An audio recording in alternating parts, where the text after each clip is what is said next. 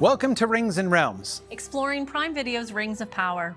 I'm Dr. Corey Olson. I'm Dr. Maggie Park. And during this show, we're going to be doing a close analysis of Prime Video's new show, The Lord of the Rings, Rings of Power. Each week, we'll do a summary of the episode that just dropped, and then we'll talk a little bit about the adaptation decisions that they made in taking Tolkien's works and putting them on screen. And then Corey's going to do a bit of a deep dive into some of Tolkien's lore. J.R.R. Tolkien's stories are really rich, and I can't wait to take a closer look at how the Rings of Power show interacts with the stories. So why am I here? I've been a voice in the Tolkien community for a long time, teaching the works of J.R.R. Tolkien online. I'm the president and founder of Signum University, and I got my PhD in medieval literature from Columbia University. I've been running the Tolkien Professor podcast for 14 years now.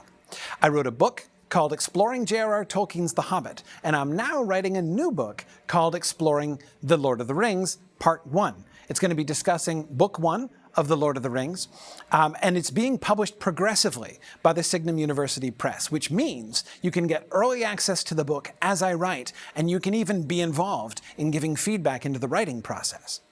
I run several long-term weekly broadcasts on Tolkien. There's Exploring the Lord of the Rings, which is my discussion of the Lord of the Rings sentence by sentence. We've been going for about 5 years now, and we should be finished within about another 35 years or so. There's the Mythgard Academy Book Club, and also the Silmarillion Film Project, which is a totally theoretical adaptation of J.R.R. Tolkien's Silmarillion. At Signum University, I've organized several academic programs, including our space program, Signum Portals to Adult Continuing Education. And these are casual, affordable, short modules taught by people who are really passionate about their subjects. We also have a master's degree program in language and literature, with specializations in Tolkien studies, Germanic philology, and fantasy and science fiction literature. Now, why am I here? I'm a professor at Signum University. I have been for about 5 years, and I've taught a range of different classes with them, from Celtic folklore to Tolkien and King Arthur and the Inklings, fantasy literature. It's been lovely. I'm also the director of the Mythgard Institute there. I have my master's in medieval literature, focusing on King Arthur, actually, and medieval texts into modern texts. So I kind of started down that adaptation road. And then my PhD was in adaptation studies, both from Bangor Universities in Wales in the UK. I focused on the adaptation of event films and fandoms, looking at how books turn into films and who makes those decisions and how they kind of consider fandoms in the process of doing that. I like seeing how the audiences engage with these texts and how they engage with the adaptations. I also just so loved my time in Wales that I ended up moving there. I work with Study in Wales, and I lecture at 2 study abroad campuses in London. I've also worked in film for some time, in script development, and I researched on the sets of Twilight and on Marvel's Captain America. A lot of other small ones too, but those are the big shiny ones. I love the practical production elements of filmmaking and taking that adaptation theory and fans into consideration when talking about these practices. Now, I won't normally be here in person. This is just a fun little thing I get to do, but I'll be in the UK, so we'll figure out a way to get me in here and talk about adaptation and be part of the show. But I'm glad to be here in person today for this intro episode. I hope you can see how excited we are for this show. I can't wait to embark on this adventure. Neither can I. Let's get started.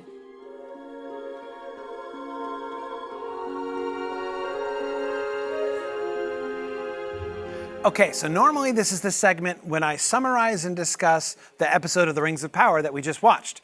But we haven't seen any yet. So instead, I'm going to summarize the entire history of Middle-earth, according to J.R.R. Tolkien, briefly. So, we're most familiar with the story of The Hobbit and The Lord of the Rings, right? And that happens at the very end of the Third Age. So what does that mean, Third Age? Well, if it's the Third Age, what happened in the First and Second Ages, right? And this is important because, of course, the Second Age is where the action of the Rings of Power is going to take place. So, let's go back to the First Age. The First Age begins literally with the creation of the world, right? Now, in Middle-earth, there actually is a monotheistic God, though he doesn't take direct part very often in the action.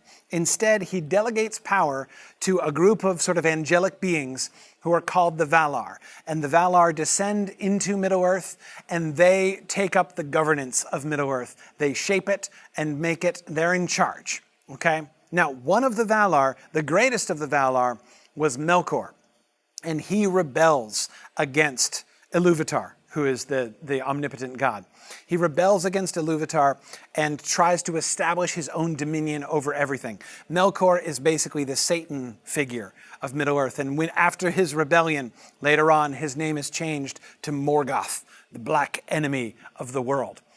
So Morgoth is a problem, right? And initially there's a war between the Valar and Morgoth, but it's a very damaging war. Like whole continents get shattered when this happens, and that's a sort of a dangerous thing. Now the Valar, they set up on their own in a protected kingdom called Valinor, off in the west. So Valinor is the undying lands where they live in peace. And in the center of Valinor are the two trees. And the two trees are one of the most important mythic concepts in all of Tolkien's world. They're the gold tree and the silver tree, which glow with their own light. And they sort of alternate glowing, and their light fills all of Valinor. They're the most beautiful and precious things ever in the history of Middle-earth. But Morgoth is eventually defeated by the Valar, and they take him prisoner, and they put him in prison in Valinor. But after a while, he gets out on probation, which turns out not to be such a great move, as in the end, of course, big surprise, Morgoth violates his probation. And he violates his probation by destroying the trees. We have he kills the trees. And their light is vanished from the world. This is called the darkening of Valinor, and he flees back.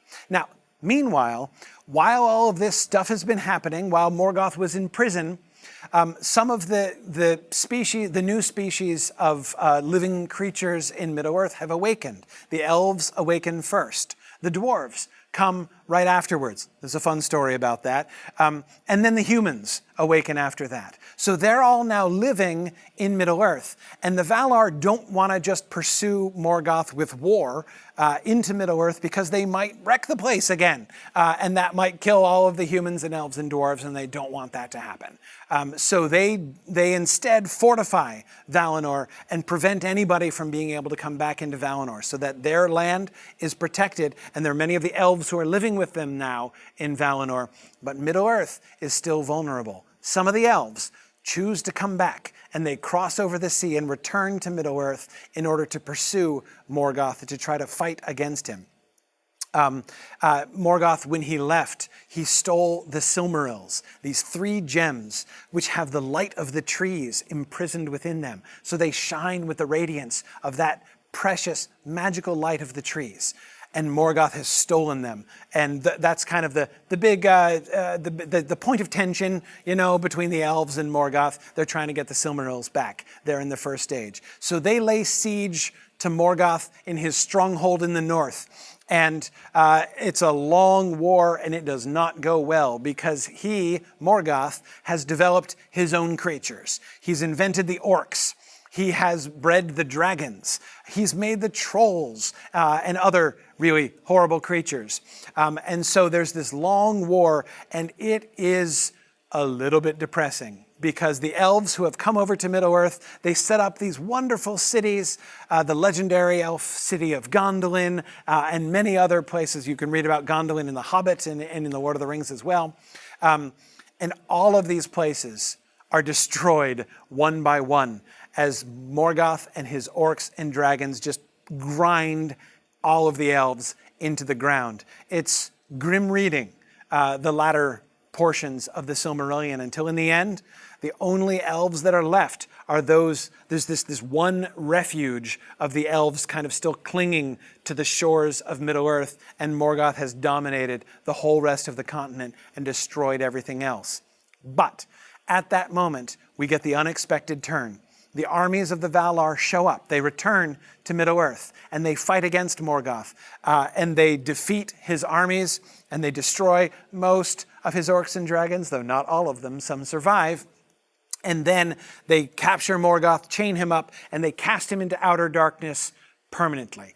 That's the end of the first age. It's called the War of Wrath, when the wrath of the Valar returns to Middle-earth. And guess what? They actually did wreck the place when they return. And the continent of Beleriand, where all of these things happened in the first age, sinks into the sea. But the the bad guy is defeated. Morgoth, the great enemy, is not destroyed, but he's chained and he's cast into outer darkness. And so it looks like peace has finally returned again. So when the Second Age began, most of the elves have sailed away. Most of the elves returned back to Elvenhome, to Valinor in the west. But some of the elves choose to stay, right? And when they choose to stay, they think, now we're living in the land of bliss that we always dreamed of, right? We can stay in Middle-earth and make Middle-earth into what it should have been, right? Because Morgoth is gone now. And fortunately, we don't have to worry about any bad guys left in Middle-earth, think the elves, right?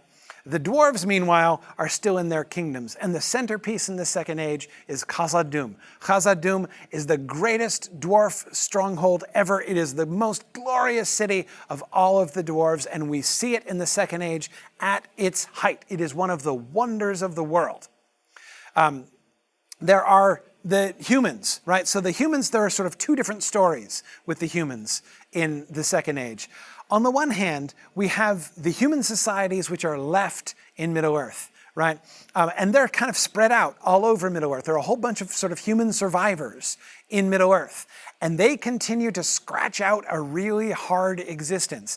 Morgoth is not there with his armies of orcs, and that's kind of nice, right? But at the same time, they're at a low level of technology. They're barely able to scratch out a living there in the Second Age. Tolkien says that their lot is unhappy.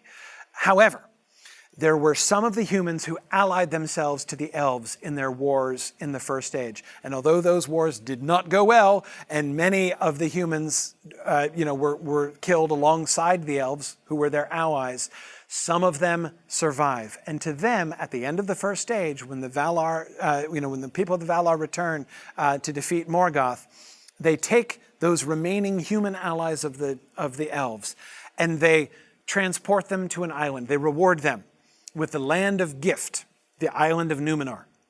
And this is a land of peace, and the Valar heap blessings upon this human society.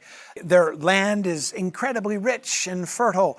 They themselves, the people, are given long life. Their lifespan is like doubled, basically, from what normal mortals experience. And that society grows and becomes rich. Numenor is one of the great stories, one of the great sort of images in all of Tolkien's writings. He loved the idea of the island of Numenor, basically a parallel to the Atlantis story that Tolkien was telling. But the Númenóreans, they come back to Middle-earth and they help the humans in Middle-earth. But over time, the Númenóreans become more and more proud, more and more arrogant, and Numenor heads into a decline, a pretty serious decline, and things get pretty dodgy. In addition, of course, we should keep in mind that hobbits are also around, right? Tolkien has said that the hobbits came into being back in the Elder Days, back in the First Age. So we know the hobbits are there, scratching their way into some kind of existence in Middle-earth, like the other humans who were over there. Now, unfortunately, evil has not, in fact, vanished from Middle-earth, even though Morgoth has been imprisoned. Not just imprisoned, he's not just in jail this time. Cast into outer darkness, he is gone, right? Not dead, but gone. Sauron, however, remains. Sauron was his lieutenant, the right-hand guy of Morgoth through the First Age. And at the end of the First Age, when the War of Wrath has been won by the good guys and Morgoth has been chained, Sauron comes before the Valar and repents, right? He appears to apologize, to mend his ways, and stop being a bad guy, right? But then he thinks better of that, and he slinks away and decides, actually, no, I'm going to set up for myself as the new Dark Lord, right? There's a vacuum of power, and I'm going to step into it. And that's the rise to power, the establishment of Sauron, building up his power base and beginning to make his moves to take over the entire continent and succeed in doing the job that Morgoth did not finish. This is what Sauron is setting out to do. But he's got a problem. He's got a challenge, and that is there are some significant people, right, who are opposing him. He is not necessarily strong enough on his own to be able just to take down everybody, right? Some of the elf lords are very powerful, The kingdom of Khazad-dûm is very powerful. The Númenóreans are a force to be reckoned with, right? How is he going to be able to undermine and take out all of these people? And that's where his rings of power plan comes in.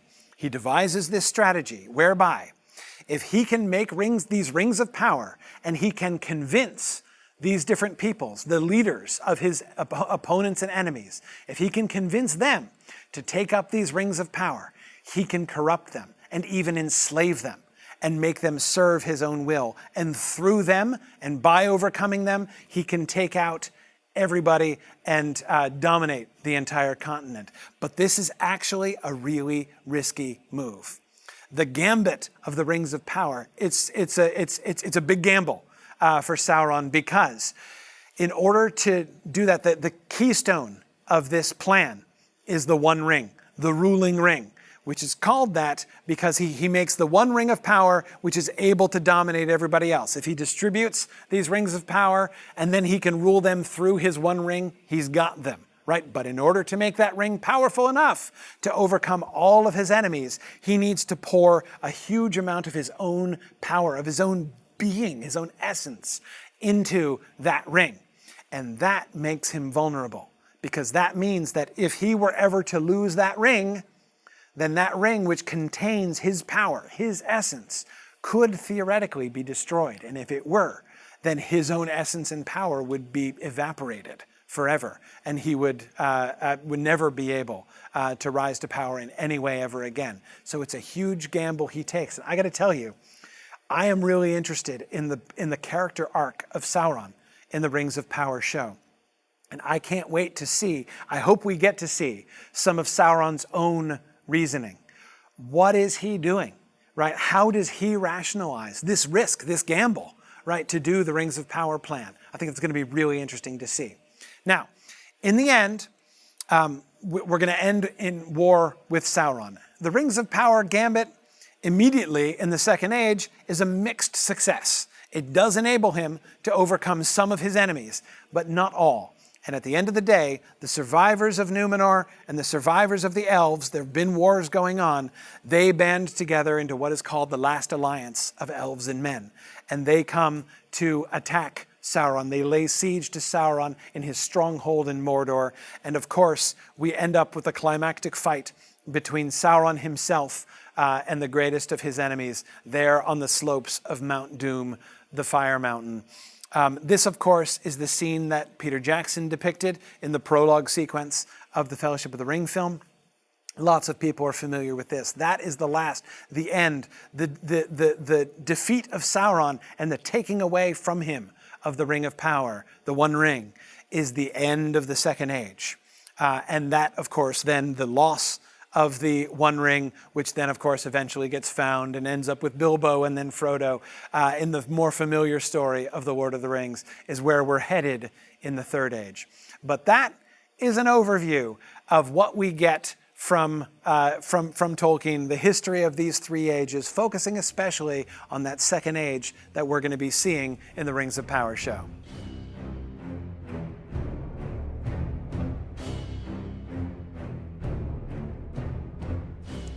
Okay, so before we get into the deep analysis of the Amazon show, I just want to give you a couple of tools about adaptation to kind of help you step into this process, to think about it more open-mindedly. Because adaptation can be tough, you know? If you're going to watch a film or a TV show based on a book that you absolutely love, your defenses are almost automatically up, right? You feel very personally attached to this text that you love, and how dare somebody else show you how it's done? Text to film can be tough. So if you think about something like that opening line of The Hobbit, in a hole in the ground there lived a hobbit. He goes on to describe it, Tolkien describes it with words that we can kind of understand. It wasn't like this, it wasn't like this, it was a cozy hobbit home, but we're all picturing that in completely different ways. So that can be really tough, that a million different ways to picture that, and then all of a sudden we have an image that comes in that's totally different from what I pictured. That can be jarring. However, we also get opportunities where some art could come in and then give us an idea of what that is. So that could be a film. The first time you see something on film is the first time you understand what that hobbit hole looks like. Or it could be concept art, like John Howe's iconic image of a hobbit hole. That all of a sudden then takes the place of that discrepancy, of that uncertainty, and gives us a little bit of grounding. But if you don't have that, then it's, I'm going to build this text, I'm going to build these images from this text and have this picture in my head. And if what I see is different, that's going to be tough for me. And I get that. I absolutely get that. It's really hard to engage with a visual medium of something that you love. Also, along with that is some of the language of adaptation can be really tough. There's a lot of emotions involved in adaptation and watching these things on screen. The language of adaptation is really tricky. Words are used a lot, like betrayal, infidelity, bastardization, faithfulness. Like, these are really loaded words, right? They have a lot of connotations attached to them and can be really difficult to use to talk about something like a film without emotion. So it's hard to be too analytical when you're using those words. So the whole language around adaptation studies has always been a little bit fraught. So the goal with this whole presentation and for this section within the show of talking about adaptation is to provide you with a few tools so you can walk into that cinema, you can put on Rings of Power and hopefully have a slightly more open mind and try to engage with this as one interpretation of a story, as one group of people or one director or one artist's vision taking Tolkien's text and turning it into something that we can see. If you have seen an episode of Other Minds and Hands where we talked to John Howe, he was talking about how Tolkien was an artist, how he used words to paint his pictures, and how John Howe uses pencil to do the same thing. Film has a lot of tools at its disposal to tell a story. It can use camera angles, it can use sound, it can use shading, color, costume, actor performance, and music. All of these things together can give you emotion, can give you setting, can give you pacing, can give you tension. So we're going to try to show some of those techniques and those things to you. So when you do see a shot, you don't go, oh no, that's not how it is. It might be more of, oh, interesting choice. Let's take a look at that. So just trying to bring it down a notch. The goal is that you get to have a chance to enjoy it. You don't have to love it. I don't have to love it. Nobody has to love it. But I want to try to. And if I absolutely hate it, it's still not going to ruin any text for me. The text is still going to be that wonderful thing that I engaged with as an individual reader, and you did as well, and it's going to still be there and fun for you. But I'm going to try to leave my torches and pitchforks at home and not come in to watch this with anger in mind. I'm going to come into it with an open mind, and I hope that we're able to provide you with some of those tools to do the same thing.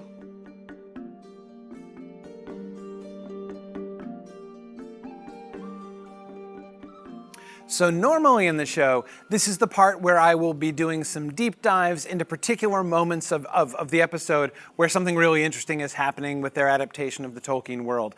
But of course, we haven't seen any of the episodes yet. So what I'm going to do today instead is talk about some of the storylines. Some of these are things that I'm anticipating based on Tolkien's work. Some of these are informed by things that I've been told or what we've seen in the trailers and everything so far. So I expect one of the primary themes of the show to be mortality. Now, that might kind of surprise you. You might be like, well, okay, yeah, humans are mortal, but what about elves, right? Elves are immortal. How is mortality relevant to them? But it is relevant to them. A lot of people make the mistake of thinking that because Tolkien's elves are immortal, they're unchanging, right? They just kind of exist in this eternal youth that will go until the end of time. That is not true.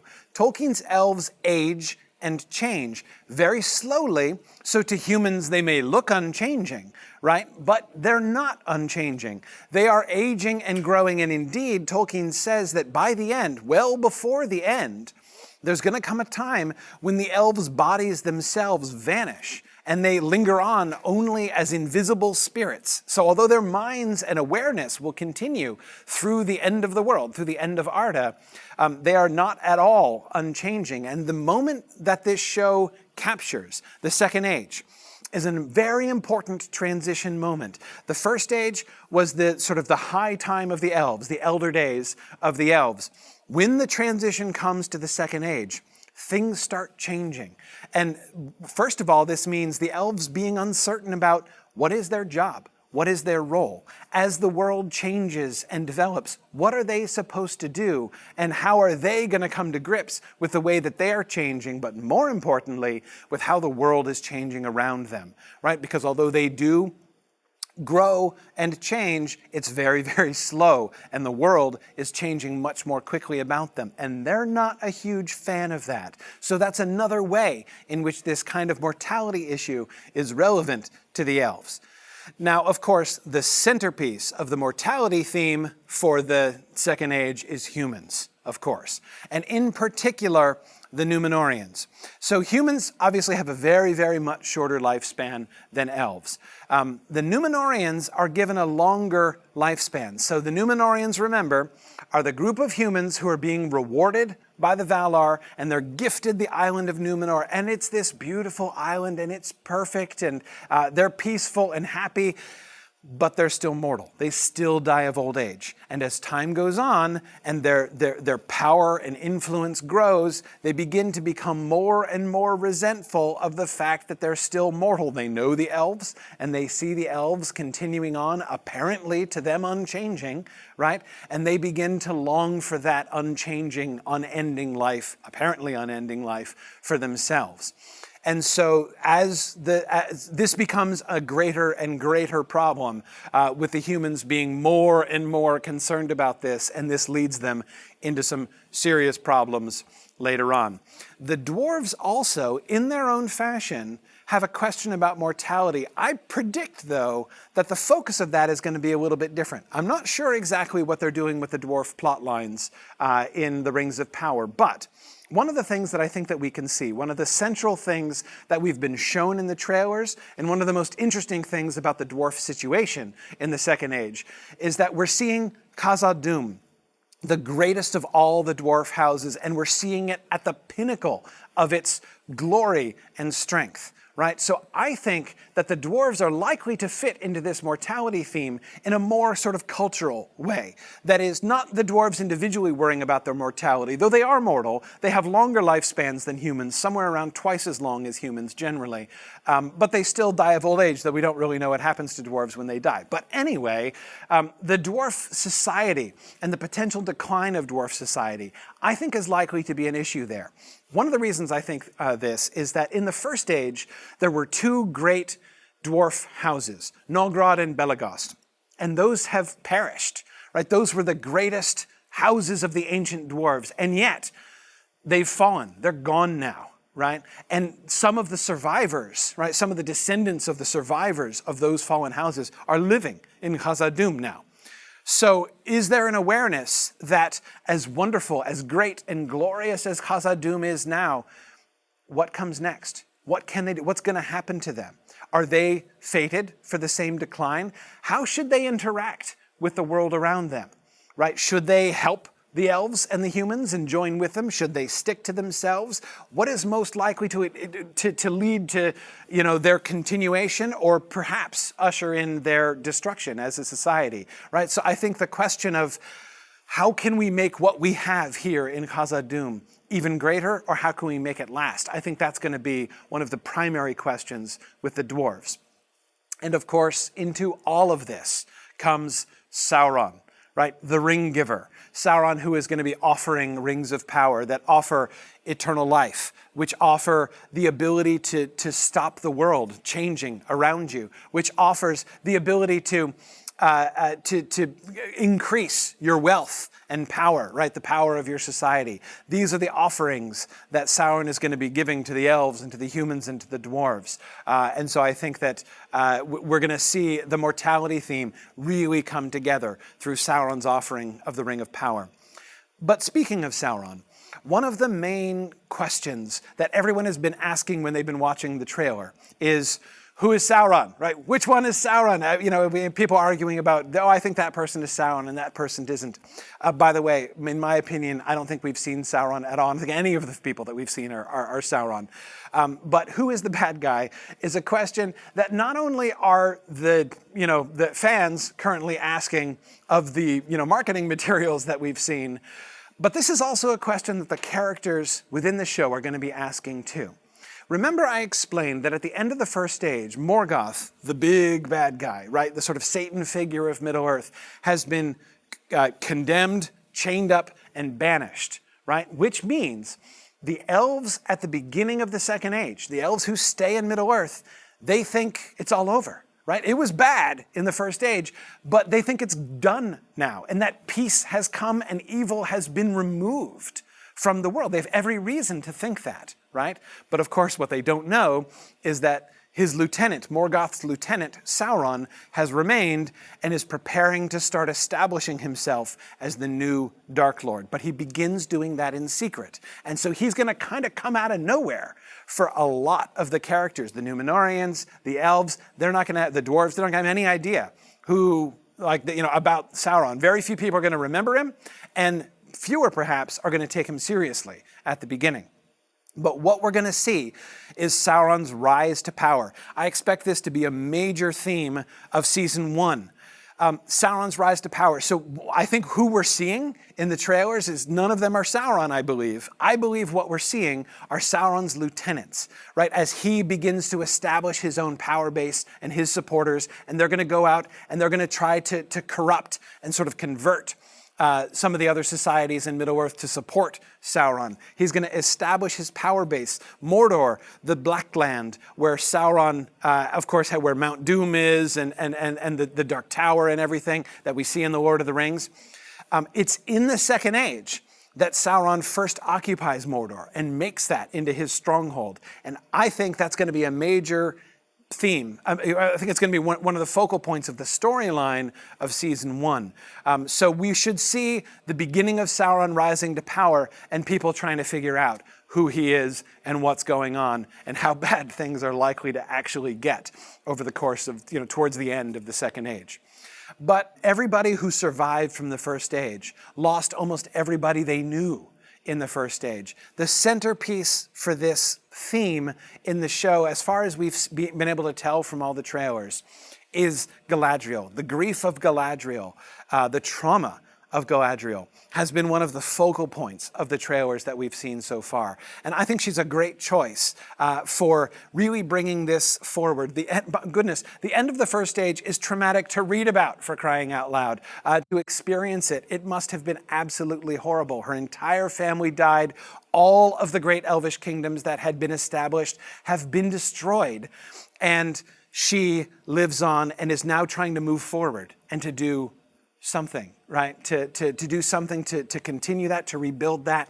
Her kind of coming to grips with that, and all of the elves trying to move forward into this new positive age, hopefully, right, is going to be another one of the major focal points, I think. But of course, then we also have the decline of Númenor. Númenor, as I've mentioned, was this blissful island, right, where the human survivors of the First Age were brought. And they established their peaceful culture. Tolkien based the island of Númenor on the myth of Atlantis. He loved the myth of Atlantis and explicitly said that he was going to set out to do the Atlantis myth, as he wrote in a famous note in a margin of one of his texts. Númenor is Atlantis, the great, glorious, legendary kingdom that rises to great technological sophistication and enormous power, right? But Númenor is going to decline. The story of the decline of Númenor is one of the primary stories of the Second Age. Indeed, it's one of the stories that Tolkien spent most of his time writing.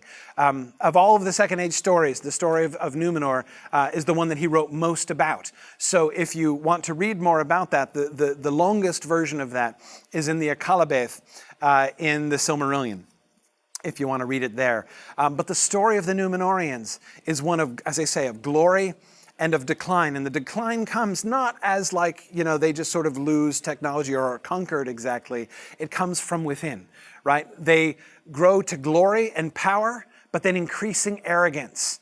And they change, right? At first, when they sail back to Middle-earth, they come back as benefactors, right? They've now technologically advanced, so they are way beyond, they know so much that the humans who still live in Middle-earth don't know yet, right? So first they come back and they teach them agricultural techniques and everything. They're a real blessing to them. But then, of course, as time goes on, they begin to be more arrogant and more greedy, and they begin to take tribute from the people of Middle-earth, and then they begin to dominate over them, and it gets pretty bad by the end of the Second Age. But of course, it's a story of tragedy. Numenor is one of the greatest civilizations ever in the history of Middle-earth, and at the end of the Second Age, we see it coming crashing down, rotting from within, and that's really a tragedy. And this is going to be one of the most challenging things for this show. One of the things I'm really fascinated to see how they handle because of the compression of the timeline. They've chosen to tell the story of the Rings of Power show within the space of a generation of people. On the one hand, this makes a whole lot of sense because, of course, if they were to try to tell the story of like 3,000 years worth of time, they'd have the human characters dying of old age between every episode, right? Which would be kind of hard to maintain any kind of sense of continuity with the story if they had that happen, right? But the challenge is by compressing the timeline, by telling the story only within the space of one generation, they have to try to capture the entire scope, right? The entire shape of the rise and the glory and the decline of Numenor so that it feels like a tragedy, right? We should be prepared as Numenor starts to circle the drain as the show goes on. We should feel the pain of that, the tragedy of the loss of Numenor the Great. Now, there's another character who actually has an interesting relationship with Numenor, and that's Elrond the Half-Elven. So Elrond the Half-Elven is a character that has been sort of at the center of Tolkien's writings for a long time, right? Everyone who read The Hobbit as a kid will remember Elrond the Half-Elven there in chapter 3 of The Hobbit. So he's a very old Tolkien character, but in this show, we're seeing him at the very beginning of his career. And although, he's called Elrond the Half-Elven, and that seems like kind of normal, right, in the Lord of the Rings, everybody's used to that idea in a sense. This is a brand new phenomenon at the beginning of the Second Age. How this works is that Elrond and his twin brother are given the choice. They are descended from both humans and elves, and they're given the choice moving forward, what people do they want to belong to, right? Do they want to be counted among the elves and receive the fate of the elves, or do they want to be counted among the humans and receive the fate of the humans? And they choose differently. Elrond's twin brother Elros chooses to be human, and he is made the first king of Numenor. So he is at the head of the lines we should be seeing. I'm sure we'll see like huge statues of Elrond's twin brother, there in Numenor. Elrond chooses to be counted among the elves. So he's half-elven, but it's the half that counts for Elrond, right? And so he is now living among the elves as one of them. He's with Gil-galad, and he is sort of the right-hand guy of Gil-galad in the texts that we're told that that's his role for a long time. He and Gil-galad worked together for like more, 1,500 years or something. And of course, he's connected with Galadriel, and so he's known among the elves. But what is his role? And what does it mean to be the half-elven, right? I talked about how the elves themselves are not really sure. What is their role in Middle-earth anymore, right? What is their relationship with Middle-earth? Well, Elrond's is even more uncertain, right? His whole family is gone. His parents are gone. His brother is gone. He's the only survivor, and he's trying to make this new life for himself. What is his position in Middle-earth, and how does he fit in to where things are going? We know where he's going to end up eventually, right? With Elrond in Rivendell. We're familiar with his future, but he is not yet, and I think that's going to be interesting to see. Of course, the show is called The Lord of the Rings, The Rings of Power, right? So the Rings of Power are a certain focus of the entire show. I don't expect to see the Rings of Power forged during the first season. I think that's going to be a season 2 thing. However, obviously the question of the Rings of Power, what I expect us to see in season 1 is the setup of who is going to be offered the rings of power and why might they say yes, right? So of course, it's one of the really intriguing things that I think was very clever in the release of all these hands posters, right, at the very beginning of the marketing season, because of course, that's really sort of the focal point, the sort of the question, the implicit question, right, in the hands posters is, which one of these hands is going to have a ring of power on it? Right, we're going to get the 9 rings for mortal men, and we're going to get the 7 rings for the dwarves and the 3 rings for the elves. Who is going to take them and why? Right? Who's going to take them? Who's going to want them? Who's going to reject them? Right? For whom, might it never come up? We don't know. But that's going to be, I think, a really big and interesting question.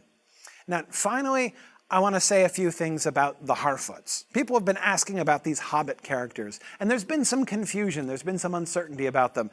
A lot of people have been saying, well, wait, there aren't any Hobbits in the Second Age. Why are they doing this? That's not correct. Tolkien said very clearly in the prologue to The Lord of the Rings that the Hobbits have existed since the Elder Days, which means the First Age. The Hobbits have been around for a really, really long time. Now, what we're told in The Lord of the Rings is that the stories about them have not been remembered. No one's recorded what the Hobbits have been up to over that time. So we know they were there, but we have no idea what they were doing. Right? So in this show, we're getting some extrapolation, right? What exactly were the Harfoots up to? Now, why are they called Harfoots? Why don't they just call them Hobbits? Well, again, in the prologue to The Lord of the Rings, we're told that the modern day Hobbits, right, the Lord of the Rings age Hobbits, are descended from 3 different sort of families of proto-hobbits, right? There were 3 sort of hobbit subspecies, all of whom have kind of come together, and their kind of combined ancestors are the modern hobbits that we know in The Lord of the Rings. And those 3 ancestral families were the Harfoots, the Stoors, and the Falahides. So the Harfoots that we're meeting in this show are one of those 3 branches, basically. And we're told that those are like the most sort of normal, standard kind of hobbits, right? So they're, in some ways, they're sort of the most direct ancestors of the hobbits that we know. So that's why they call them Harfoots, but why are they there? Why do we have them? Well, I think there are a couple ways in which we can understand that. One is, it is very important from the point of view of the story. In The Lord of the Rings, we see The Lord of the Rings from the perspective of the hobbits. And so lacking a hobbit perspective, I think would change the story in some really important ways. I'm going to be interested to watch. Are there ways in which the Harfoot's perspective really informs, is sort of designed to inform the viewer's perspective? I think we've already seen this pretty clearly in the trailers. Think of how often the Harfoot voices have been the dominant kind of voiceover voices in the trailer. So I think that's been something we've already seen. But the other thing to focus on with the Harfoots is the theme that Tolkien laid out of small hands doing big things, right? This is it's based on a speech by Elrond at the end of the Council of Elrond to Frodo, that the great events of the end of the age and the great triumphs that happen at the end of the Lord of the Rings are not due only, and certainly not due exclusively, to the great actions by the great heroes, right? The small people doing small things make really, really important contributions. Humility is one of the most important themes in the entire Lord of the Rings. And I suspect that they wanted to introduce that theme into this show as well. So they wanted some smaller hands to be involved. I have no idea how they're going to be involved in this story. I don't know what the Harfoots are going to contribute exactly to the overall storyline. But I am hoping, I believe and hope, that they're going to be doing this kind of small hands humility theme, and I'm fascinated to see how that comes out. So those are a few of the storylines that I am looking forward to and anticipating, and I think are going to be really fascinating to watch as they develop throughout the Rings of Power Season 1.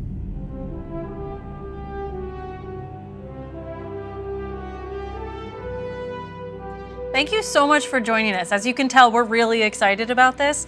I mean, it's the biggest budget production ever to exist on text that we love, so it's going to be thrilling.